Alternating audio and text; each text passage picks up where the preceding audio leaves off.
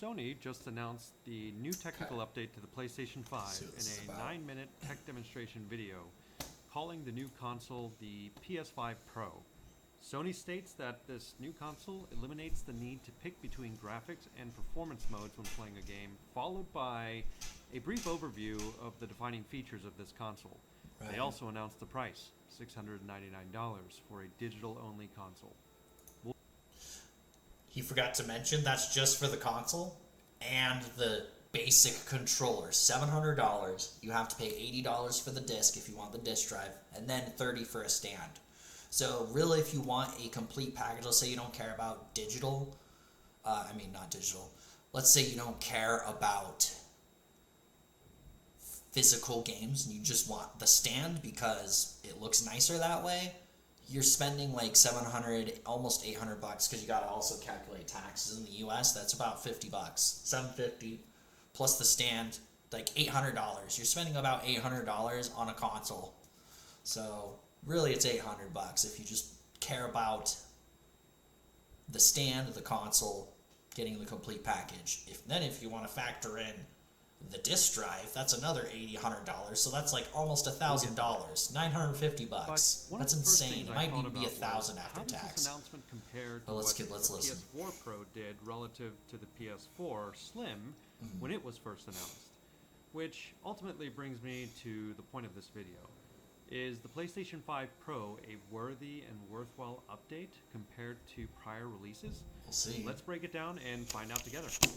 You're watching Gaming Gadgets, and if you enjoy this video, don't forget to hit the like button, and if you want to see more content like this, subscribing to the channel really helps. In fact, at the time of recording, I have 0 subscribers, so who's going to be number 1?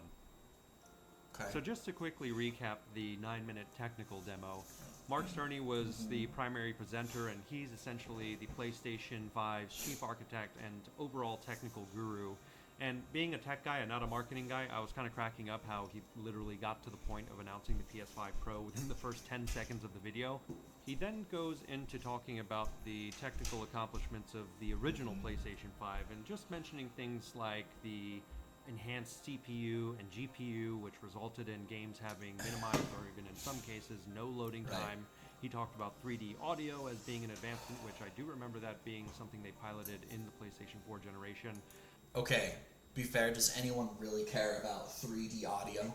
There might be a handful of people that are like, oh yeah, 3D audio is the best. I don't game without it. But is it a feature that the majority of people who are going to buy this system care about, right? I don't. I'm perfectly happy with just a regular set of headphones. You can get a set of Razer or Sony or whatever headphones for $100, and it has very similar quality to 3D audio. And also, Sony fails to mention it's only compatible with specific headsets. So obviously it's going to work with their headsets. If it didn't, that'd be a stupid idea. What else is it going to work with? If it's only compatible with PlayStation audio, is it really a feature?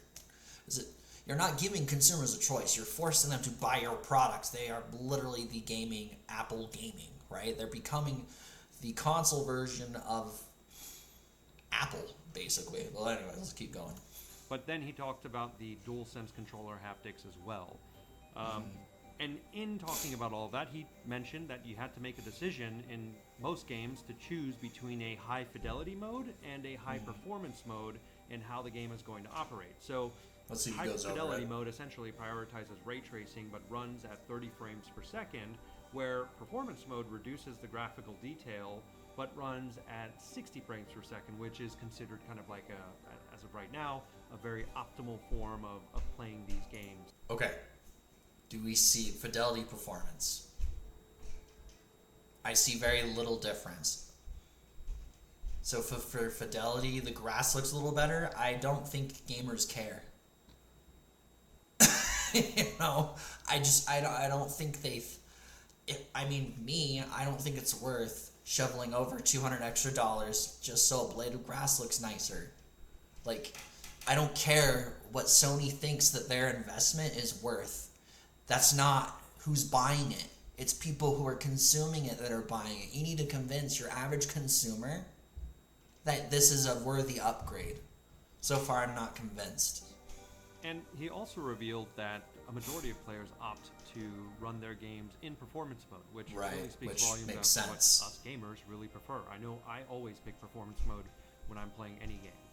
So he then transitions that into... Same here, because me personally, when I'm playing, for example, I played The Witcher a lot on the PS5 because they did the PS5 update. You could choose between performance and fidelity. I tried fidelity, it looked nicer, but it ran a lot slower. It didn't feel good to me to play that game in fidelity mode. I didn't care about ray tracing. I put it in performance mode, it ran smoother, I liked it, and it really wasn't much of a compromise. It's a compromise most gamers don't give two craps about. Right now, Sony is just literally advertising something that probably, if I had to guess, a majority of people do not care. To talking about they don't care. 3 big defining features. But there's always going to be, of course, the Sony fanboys that will just buy it, right? Oh, I support Sony, I love Sony. And they just throw down money on something they probably won't even need. Of the PlayStation 5 Pro. And those are a larger GPU, advanced ray tracing, and AI-driven upscaling.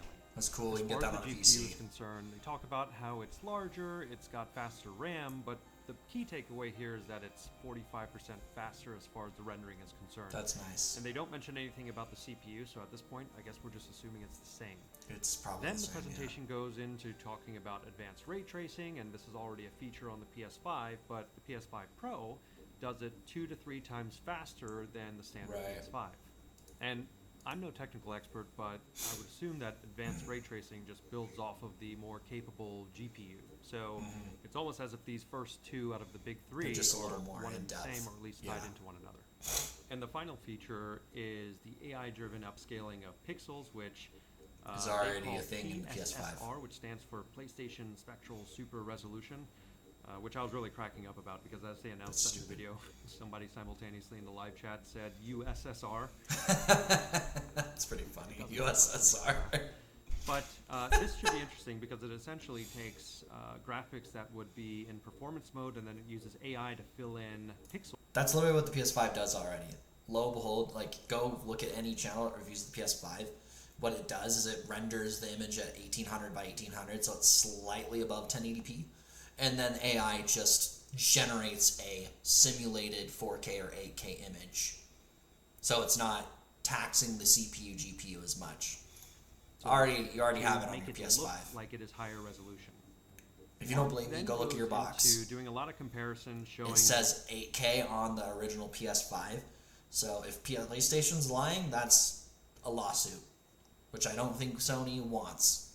What fidelity mode or performance mode look like in PlayStation 5, and then comparing it to what it would look like on PlayStation. It looks fine. 5 it Pro, looks which is essentially it looks the same together. But then he said things like, "quote fidelity levels of detail." All right, let me go back because I'm gonna put this on like my best. This is supposedly 4K. Let's go back. I want to see.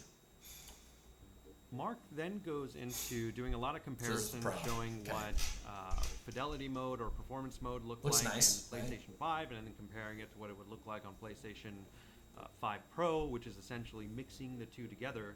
But then he said things like, this is fidelity, this is Pro. Fidelity levels of detail running at double the frame rate. I legit don't see much of any difference.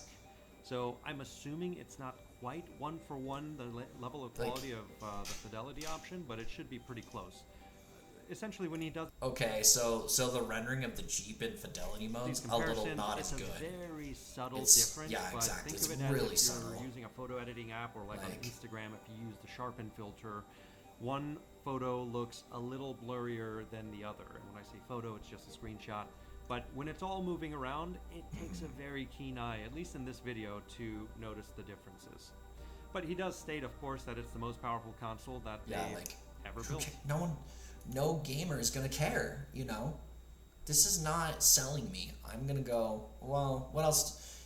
I'm thinking, you know what I'm thinking right now? What else am I gonna have to buy to get the full experience? If I want 3D audio, I need a PlayStation headset. If I want a stand, I gotta fork over $30. If I want a disc drive, I gotta fork over $80. I think anyone with common sense in their brain is gonna go, okay, I'm just gonna go build a PC or go buy one, because you can get a pre-built PC for similar specs, if not better, for the same price, and it can do more. and you can still play your games. The only advantage I would have to say that console would have over a PC is if you have issues, if you have arthritis, a controller definitely is a lot more friendly to game on than a keyboard and mouse, right? The other advantage, and yes, you can plug in controller, right, with your Steam, but not every single game you're going to play will be compatible, right? It's a hit or a miss. But generally, a good rule of thumb is if it's compatible on a console, it's going to be compatible on your PC. So that shouldn't be a huge problem. Also, the other huge disadvantage, if there's anything that goes wrong with your console in terms of software, like your software bugs out, Sony's going to take care of that. You have to figure that out as a PC user. So, I guess it just depends on what you value, what you want to do, if you're willing to invest that time in fixing your computer or not. And then at the end of the video, the question that we were all waiting to get answered of how much is this thing going to cost? $699 That's in too the US, much. with It's it actually too much. costing a lot more around the rest of the world. But what I thought was hilarious was the comment about the vertical sand being sold separately. I mean, Stupid, that font dude. is almost as big as the rest of the font on the screen, and it just is quite distracting on every image you see of the pricing here. But if you want, Play has no limits unless you don't have the money, right? Like the whole point of console was it was supposed to be an affordable alternative to a PC. Well, if PCs are coming down in price now, which they are, you can buy a pre-built PC for almost as much as building one yourself. So a lot of people are just buying pre-built PCs, So if PC is going to go down to the point where you can get an affordable and well-performing PC for like $800, which you can, there's no point. There's literally no point in having a console. No point, except for exclusives.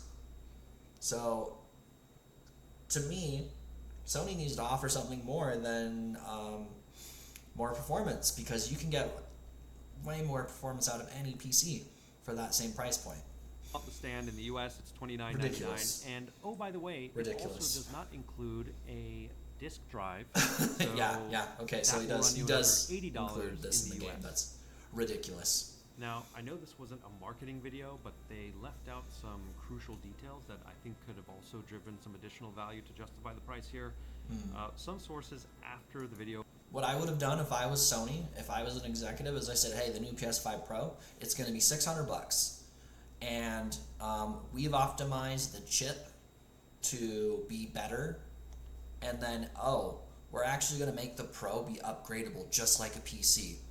That would be hella cool. Like, imagine if you could just upgrade your GPU and your CPU, like your chip, and they could just make better chips, and you could just swap it in.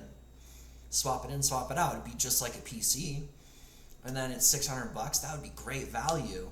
And all Sony would really need to do, I mean, I'm no businessman, but they need to come up with some contracts with these mostly AMD. Sony uses AMD.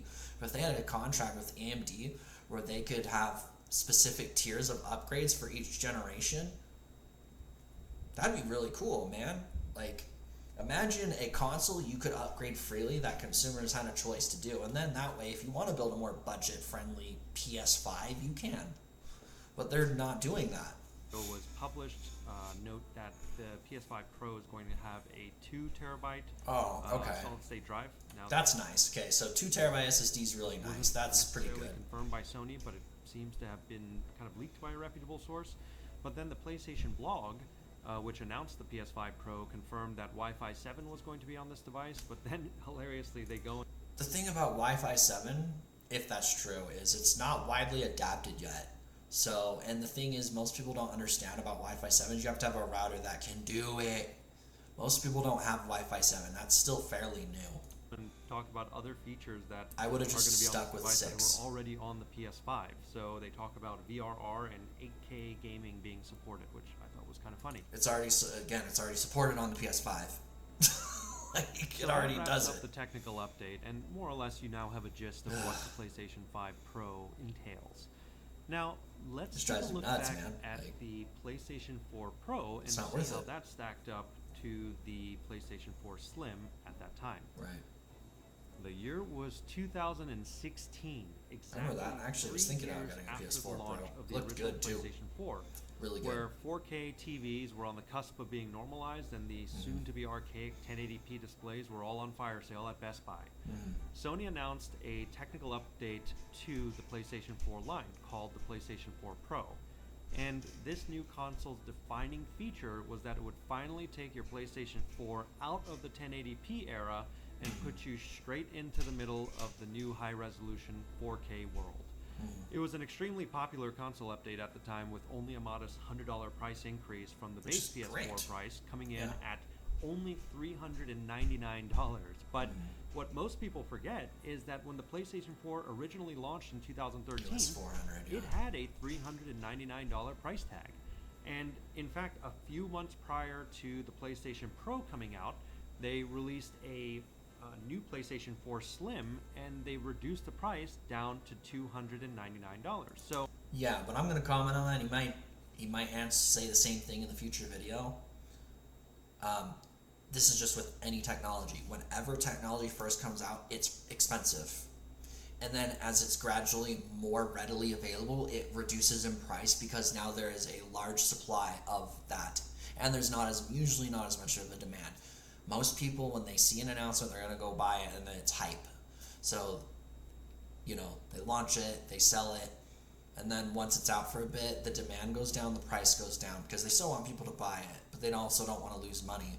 But a lot of sources have been saying Sony's been selling their consoles for a loss, and then they just make that up with subscriptions and game sales. So either way you look at it, that's just basic economics. Anyways, essentially, let's keep the going. PS4 Pro was sold at the same price as the original PS4 when it came out in 2013, only 3 years after it was released. So I don't remember much of any negative talk around the pricing of the PS4 Pro at the time, and I just assumed maybe it was Yeah, 'cause that was a fair price. Build a cheaper console, $400 but for maybe it was a little bit more little strategic more than that. performance and better actual displays. Yeah, totally worth At it. this time, the Xbox One was still trying to make a turnaround and kind of Yes, they were. gain an advantage in the console wars here, but Xbox had their killer app up their sleeves, the Xbox Pass. One X. But that was not going to release that came for out another year. way- It would not come out until 2017, and Yeah. it would have a $499 price tag. And essentially, it's the same concept It was as really the PS4 expensive. Pro was to the standard PS4. But I've seen it. But It was really Sony fast beat for the Microsoft time. to market and potentially wanted to get in at a more reasonable price. So it really makes me wonder how much Xbox will charge for what I assume is going to be their inevitable update to the Xbox Series X. So this begs the question, if we can get close to an apples-to-apples comparison, does the PS5 Pro drive the same value that the PS4 Pro did back when it launched in 2016? Almost 8 years ago now that I think about it, which, geez, makes me feel old. Or are we just in a world now where that type of comparison just can't be made? Well, I'm going to try. So here's a little chart I put together, just kind of comparing all of the Okay, let's look at the chart. So PS4 had an 8-core, 1.6 hertz processor slash. Generally with consoles, it's the CPU and the GPU are all on that one chip. They all share the same stuff. And then the Slim, same thing. He could have just put it in as one thing, but I get it. The Slim was cheaper, but also September 2016. That's 3 years after the launch of the OG PS4. Makes sense that it would be less. $309. PS4 Pro came for $400. Inflation $413. This is for 2013. Okay, fair enough. PS5 2020 $500. 8-core. So it's literally the same chip. It's just running at a faster frequency, and there's a better teraflop. Okay, so it's a little quicker. Then RAM. You have more RAM, which is good. With most modern games, you can't really game really well on just 8 gigs of RAM anymore. So 16 is pretty much really good. Yeah, PS4 had a terabyte. Yeah, but then let's look at the Pro. That's insane. There's some good cells you can get on SSDs right now. Gen 4, which is 5,000 minimum megabits per second, so it's 5 gigs. Right? Because there's 1,000 megabits in a gig. So 5,000 megabits would be 5 gigs. 5 gig read, which is what PlayStation says is the minimum, for a lot less than what they're going to charge you. So you can usually get them for like $100 on sale. Which again, I still think Sony would have done way better if they had have just released a terabyte. You can get a terabyte of SSD for a lot less. They could have brought that cost down to $650. What? They already have the expansion slot. Just give your consumers the option to upgrade. And then include the stand, and this would be a hit. I would upgrade if that was the case. It's so stupid. It's like, it's so dumb. PlayStation 5 models It's just that have been PlayStation getting too comfortable being on top. Past 11 years, jeez. So back in November 2013, the original PlayStation 4 launched at a $399 look at this. price tag, which is $100 Proof's in less the than pudding. PS5 That's a lot, launched man. in 2020. But the interesting thing here is, a little less than 3 years after the original PS4, an identical system launched at $100 less, and then right at the 3-year mark, the PlayStation 4 Pro launched at $399, and it had essentially that capability to go from the 1080p to 4K graphics. It had double the hard drive space, so you see it's a terabyte hard drive instead of 500 gigabytes, and the GPU was over twice as fast, right? So, in the CPU, it was the same CPU, but it was overclocked from everything that I've read. So that is really the enhancement from the PS4, and it was a worthy enhancement. Everyone really had some good feedback. Yeah, so if we look at a good upgrade comparison from the PlayStation 5 model line, you'll see in 2020 the original PlayStation. They're like charging 5 double the price. That's fucking insane. An identical console, except for it being a 1 terabyte hard drive instead of an 825 gigabyte hard drive. It launched a little over 3 years later in November of 2023. I didn't even know they had at it. the same PS5 price. Slim. But now, with the PlayStation 4 Pro coming into the picture, it gets pretty interesting, right? Because, then you think back to what was announced in the tech demo, talking about, it being 45% faster, it has faster RAM. They didn't announce the hard drive space, but it's rumored to be around that. Assuming about the PS5 Pro, my guess, this is just a guess, so take it with a grain of salt. I guarantee you the PS4 Pro is probably running DDR4 RAM at 3200, right? Or 3600. Which DDR4 is good.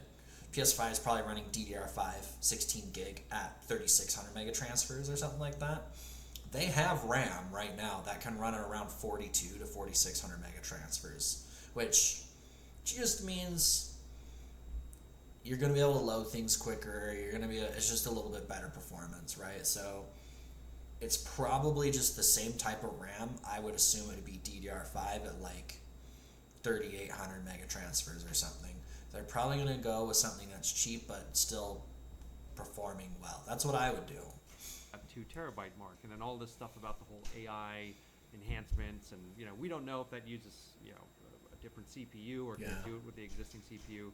But the long story short is the GPU really is the star of the show here. Right. But I just don't understand how the numbers come together here. And again, I'm not a technical person, but we're talking $699, and just to make it a apples to apples comparison, I made sure to add in the disk drive as well, which is another $79. Right. So now if you look at the PS5 Pro on paper as a true like-for-like comparison with the PS4 Pro, when you add the disk drive, it comes to $778, which hilariously, when you inflation adjust it for 2013 values, comes to be over $1,000 in 2013 dollars. Compared to the PS4 Pro, which was $413. So the long story short, and I know that's kind of over. Well, and that's not even including the stand. So you got to fork over another $30 for a stupid stand, dude. Because apparently it's not compatible with your PS5 stand, which, I never use the stand, but still, it's stupid. So really, add another $30 onto that. That's $800. 78, 88, 98, 808. That's $808. Then you have to factor in taxes. So I'm in Utah. So in Utah, let's do the taxes, right? I'm gonna use a calculator here, right? Our tax is 7%. So maybe I'm doing this wrong, but let's see, 778 plus 30, right? He already calculated the disk drive. Plus 7%. That's about our tax. So yeah, 56. So 800. So we'll say 870. $870 for a full package. That's not even with games, right? That's insane. That's too much. You can build a good gaming PC for that much. I'm telling you, just go get a gaming PC. Because there's more freedom in a PC than there is a console. You can choose the parts that you put into that computer. Let's say you want great graphics. You can invest half your budget into a graphics card. You can do 400, and then you just have crappy RAM, CPU. But it's just not worth it to me. We're sensationalizing the price here, but the bottom line is it's just too much. Quite a price hike. And it is. I think they can talk about all of the enhancements all they want, but as the user, as the end user, and the customer, I think that once I see this thing in action in person, I'll be able to really make a proper I just don't think assessment. $200 is. I mean, we're talking worth even at almost $800, and you can build probably a pretty good PC for that price. Exactly. Now, all of these technical specs and how it's changed over time is kind of fun to look at and put side by side, but it really doesn't put context into the one thing that matters to any gamer, and that's the games. How are these enhancements going to impact the games? And like I said, I mean, they can showcase some of the video examples as much as they want, but until someone actually gets a chance to play the game, this thing in person and see how this blended fidelity / performance mode behaves, that's when I think it's really going to showcase itself. And I think the early reviews are going to make a dramatic impact on how many people purchase this console. And speaking of the games, and I understand why they did it this way, but they didn't showcase any new and upcoming games. No, they didn't. All the games that they showed were older games, and maybe that's just to say, look, we probably don't have any games in the pipeline to even show that are ready. Hits, and we're going to support well, that's a this different functionality conversation. for those games, and it's assumed that the new games coming are going to also leverage this. But it would be nice to drive some excitement with showing some upcoming titles that are going to be using or taking advantage of these new spec bumps. Right. And to add on to that, PlayStation has a huge history of adding features to consoles, and they never get utilized in developer modes. I mean, to give you a good example, the touchpad on the PS4 when it came out, they were trying to get developers to utilize that function, and it only got used in maybe, 2-3 games out of the whole library. It's like we keep seeing these functions release on PlayStation that developers don't give two craps about. They're like, oh, we don't want to spend the time and effort and money in figuring out this crap. It's like, quit putting this stupid crap that nobody cares about on your console that developers don't have the time, the money, and the patience to really develop for. They don't want to invest time and money into figuring out how to code this crap when it's not really going to do much in terms of enhancing the game.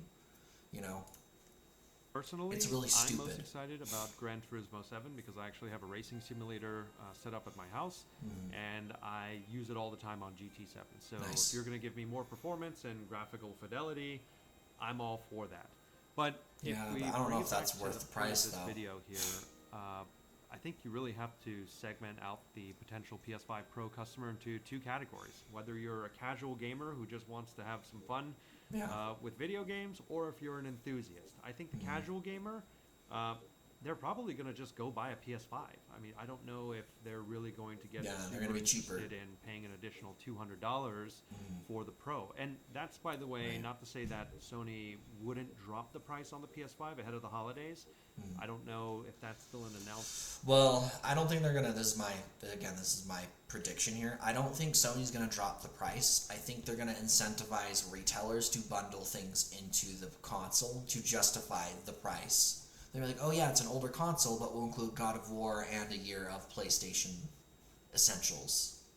So, as a code. but They that's could do going that to and be people would made, buy it. maybe to make know? that purchase look a little bit more appealing. But I know for a fact that the enthusiasts are probably going to be the target audience here, and they're going to be the ones that are scooping this thing up on day one. In fact, Probably, yeah, for sure. I say it now that, oh, maybe I may not buy it day one, but I know I'm the type that wants the new I'm not shiny buying thing, it so day I'm going one. to be hunting for a pre-order. I was super psyched And for funny PS5 enough, I went though. to go I look got at it disc day one drives when it today came on out. bestbuy.com. They're all sold out, and in most places that you can buy it, on Amazon, any other supplier, That's crazy. all of the disc drives are sold out after this announcement. So Go figure. I think it's still going to be quite popular come day one. But long term, we'll have to see how it pans out. And like I said, I think the reviews that come in are going to have a big impact on the purchasing of the console. So to summarize, For sure. I definitely think the PS4 Pro was such a good deal for what you got back It really in was. 2016, It was a especially steal, compared man. to, at least on paper and on some screen captures of what we've seen of the PS5 Pro. But there's a lot of factors. Obviously, there's a lot of inflation going on right now, so they may Right. have had no choice to increase this price. And Sony's been taking a lot of L's lately, so this may be their way to try and recoup some of those losses. But I hope you guys enjoyed this video. I Fair. hope it gives a little bit more perspective on really what this price and what this console means compared to what Sony has done in the past. If you enjoyed this video and you learned something, please give it a like and consider subscribing to the channel. Yeah. Well, another thing that a good video, by the way. GG. What's the channel? Gaming Gadgets. Good video. The other thing you didn't really mention is Sony is going to look at the pre-order numbers because eventually they're going to. I'm pretty sure they already have pre-orders up. I mean, it comes out November 17th, sometime in November. I don't remember the exact date, but they're going to look at the pre-order numbers. They're going to go, we don't have a whole lot of sales, or, oh great, we're going to do great. Like, I'm honestly shocked that the freaking PlayStation 5 handheld thing did as well as it did. I'm shocked. It was $200 and it had no functions. It was just a glorified remote play device, which I guess if that's what you're into, go spend your $200 on that. I'm not here to judge. It's your money. I just don't think that's worth the price. But, I mean, he makes a good point. They could be doing the price hike to make up that loss for Concord, but my rebuttal to that, and this isn't an attack on this YouTuber, is that's not the consumer's fault. No one asked for a hero shooter. No one wanted a hero shooter. Sony, for some reason, decided, let's make a hero shooter in 2024. Like, hero shooters were popular in, 2016, 2017. There's still a market for them, but Concord did nothing really unique to stand out. Paladins had cards where you could kind of cater the heroes to your playstyle. Overwatch had builds where you could counter, and it was a team-based, and they were relatable and good characters. Concord had nothing. It was just kind of like one of those games like, oh, okay, cool. It's alright. I think that's kind of what most gamers thought. That's what I thought. I played the beta. I played it and I was just like, it's okay. I mean, it's not a bad game. I personally didn't care for the art style. I didn't get the concept of a lot of these characters. So I was just like, what? Huh? That's kind of what happened to me. But anyways, just figured I'd react to this video because I think it's a good video. Definitely check it out. I think it's a good video. Again, I already said that. Gaming Gadgets. Give them a look. Peace.